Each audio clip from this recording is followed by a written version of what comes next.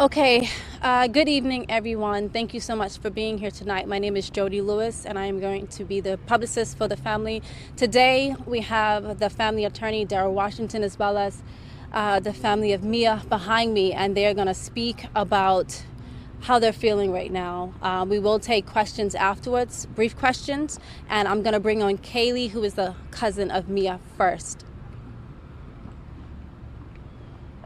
Hi everybody, I'm Kaylee Sue, Mia's older cousin, and this is Mia's family. It's a very small representation of everyone who considers Mia family and who is our family. We have family as we have her great grandma that's all the way from Virgin Islands, and we have family visiting from Trinidad, from New York, from Canada, from all over Florida. Anyone that could find their way here is here to represent and was here to help us search for Mia. As a family, we'd like to thank everyone for the support and for helping us in this search, and whether you were physically present or just sharing information. I had people who reached out that were not in the area but knew the area better than we do. We're not from Orlando. They would reach out with little tips, and I heard this, and have you checked here? All of that was greatly appreciated, and now we're just focused on making sure that we get justice for Mia. Good evening, I'm Darrell Washington. I'm the family attorney.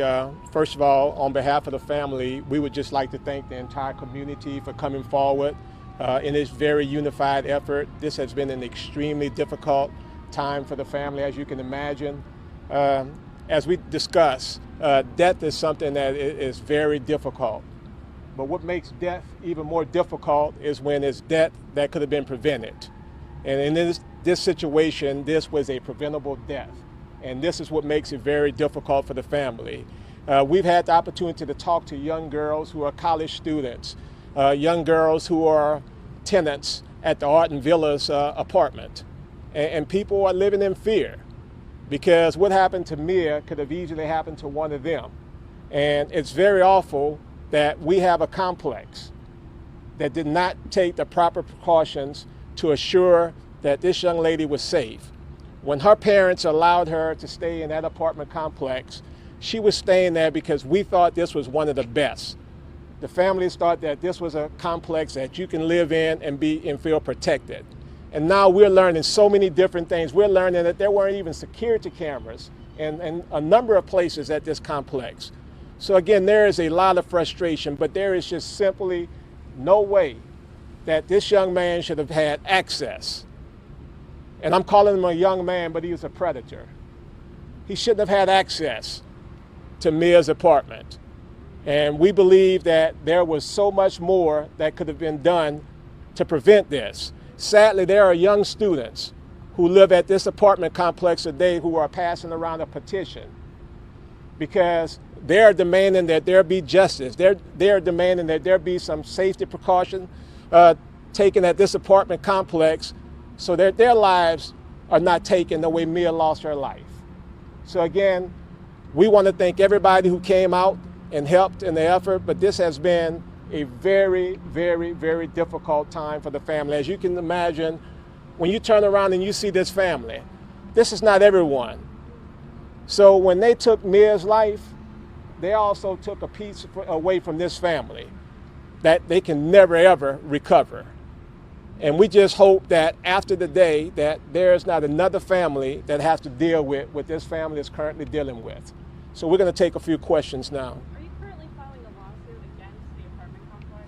And if so, what is the lawsuit asking for in it? There's not been a lawsuit that has been filed at the current moment, but I will tell you that the family is currently looking at every legal remedy that is available to them. We do believe that there was negligence that took place. There was negligent entrustment. There was negligent hiring. So there is some liability on the part of this apartment complex. And again, we feel that had this apartment complex taken the proper steps, this person should have not even been employed at that apartment complex. Attorney Washington, have you had any conversations with the complex, and if so, what has those conversations been like? To be quite honest with you, it's been very disappointing because Mia was not only a tenant at this apartment complex, but she was an employee. This apartment complex has not reached out to the family. to offer their condolences. This apartment complex have not talked to the family. In fact, this apartment complex have been extremely difficult with the family getting answers. So it's been really disappointing the way this apartment complex has handled this. Specifically, you mentioned the gate, you mentioned the lights, but any more specifics on the negligence that you're claiming for the complex? Well, you know, when you just do just a quick background search on the person that had the key fob, you will find that there are some hits. There are some things that this person has been involved in. So if this apartment complex is going to entrust someone like that with the key fob that gives him open access to somebody's apartment, that's very problematic. Has Arden Villas provided you with information on how they do background checks when they hire employees? Once again, they have not provided us with anything. We've requested it. The family has tried to talk to the Arden Villa. They have not want to talk at all. I have a question for you, if you don't mind speaking to it. Thank you so much, and I'm so sorry to you and your family. Thank you. What is, pursuing legal action against this apartment complex? How is that going to help your family's justice and help others at the apartment complex as well? As he mentioned, there have been a lot of different parties that have reached out and mentioned not feeling safe living there anymore. And of course, we wanted to, our goal was, of course, to find Miya home, bring her home and bring her safe. But if we could make the place where she lived safe for everyone, that would be the end goal. There are so many students and other tenants that came forward and shared their stories about maybe their interactions with maintenance workers that made them feel uncomfortable, or just in general not feeling safe anymore. We had vigils in the evening while we were looking for her, and sometimes there would be tenants that came up and said, I just don't feel safe here. And I'd say, okay, give me 1 second. Let me see if I can find one of our cousins to walk you home. There were so many family members there that were willing for us to make them feel safe. So they should feel safe all of the time. You shouldn't feel unsafe where you live. That's supposed to be everyone's safe space. When you don't feel safe somewhere, you're supposed to be able to say, I'm going to go home, wrap myself up in a blanket and feel okay. And that's just not acceptable. I have a question for Attorney Washington again. You said that the apartment complex really hasn't been responsive to you, to the family. So what would you say is the next step if they continue to not respond to the things that you guys are asking of them? Legally, they won't have a choice but to respond to us. We've tried to talk to the apartment complex. What's so disheartening, if you look at, there are a number of articles where you see the apartment complex already trying to be defensive, where they said that they conducted the proper background step. They are even coming out and saying that they're changing policy. So the fact now that they are implementing new policies already tells you that there was an issue. Otherwise, you wouldn't be implementing new policies if the policies that you had in place were there to protect the tenants. When you say legally they won't have a choice, can you be a little bit more specific about what you mean?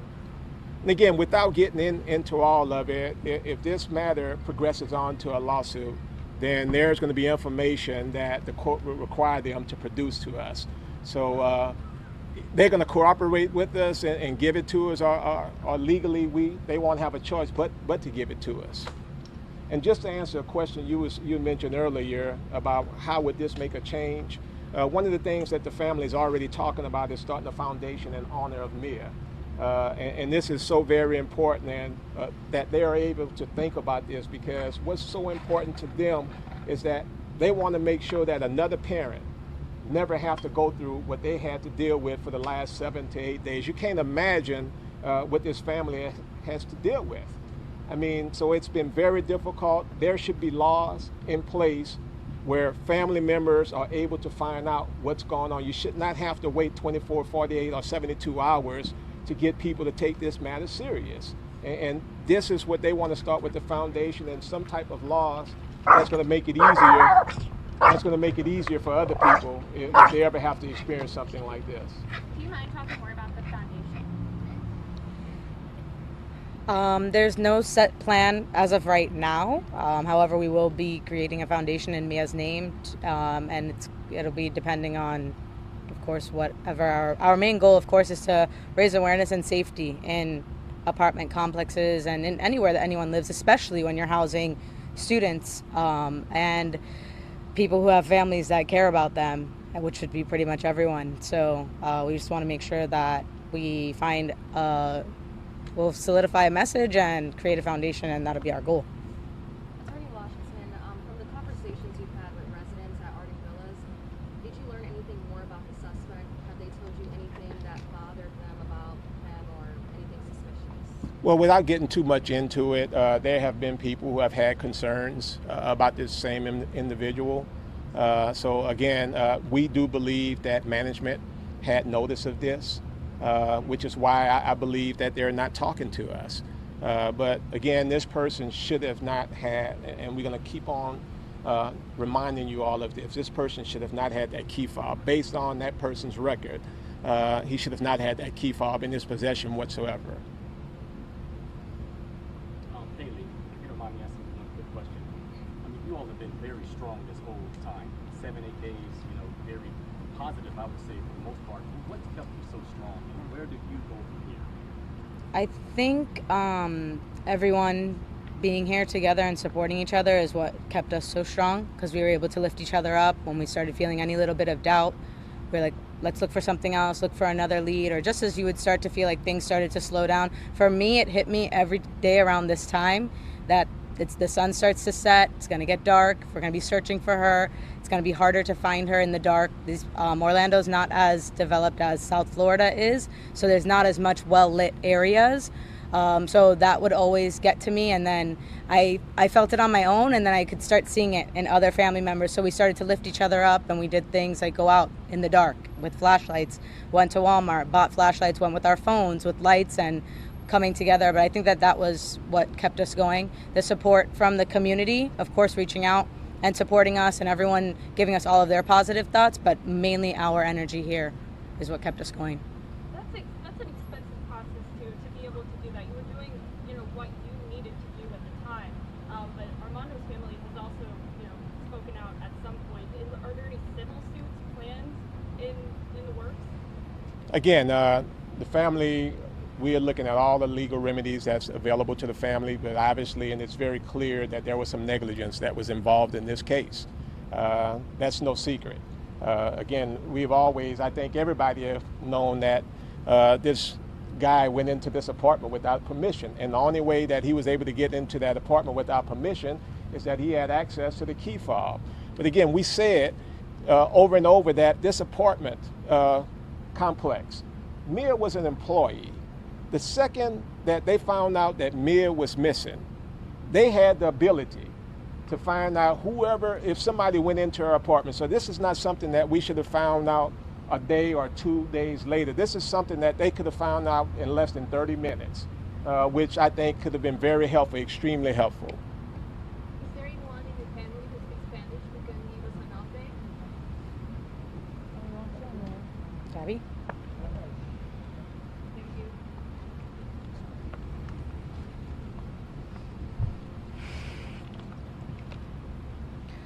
La familia quiere justicia para Miya.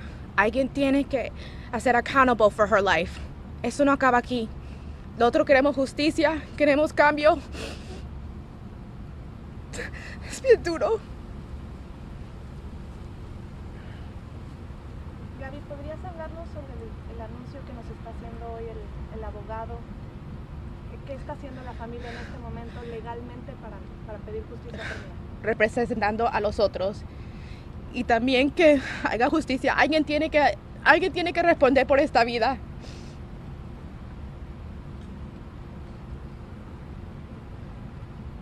We'll take 1 or 2 more questions if you. Just one more question for you. ¿Cuáles son las iniciativas que están haciendo para el nombre de Miya? Eso ya se lo dejamos al abogado para que ellos se tomen esa decisión. Ya las cosas están en sus manos. La familia va a trabajar ahora a buscar la justicia con el abogado, a buscar justicia para Miya. Just one more question in English. You have this entire family surrounding you. What do you think that says about your family and about Miya and how much she was loved? Her life cannot be taken in vain. One thing Miya taught us is to just love everybody. It's okay. As you can tell, this has just been extremely difficult. We wanted to address you guys really quick. This is Mia's great-grandmother. She's here with us today. So This has been an extreme loss for the family. This was supposed to be this weekend coming, and all week. This was supposed to be a time that this family was going to be celebrating with the carnival. This was a time that Miya looked forward to. And this was just totally stripped away from this family. So this was supposed to be a time when it was full of celebration and full of joy, but instead it's full of sorrow. And this is what makes it so difficult for this family to really process. But Miya was the person that really held this family to be so young. She was the person that held this family together. She was so outgoing. Everyone loved Miya.